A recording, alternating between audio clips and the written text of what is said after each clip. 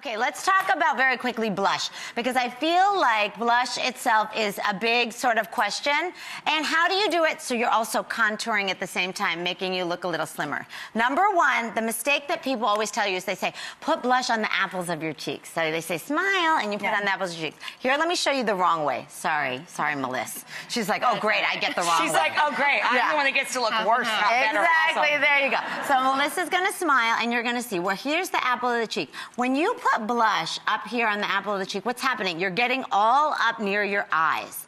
What does that do? It makes you look more tired, so then you end up like over there, like Cassie, people saying, why are you exhausted? Why you look so tired? Exactly. So here's the trick. You're gonna take the blush, here's the placement. You're gonna smile, and you're gonna take your brush and put it right at the end of your nostril, just like so. Your nose, nose. Your nose, nose. Exactly. And then you're gonna take your blush and you're gonna go up and out. See how it's a little lower, guys? And you're also going to contour, so you get double duty of being blushed beautifully and looking phone and yes. blush. Whoa.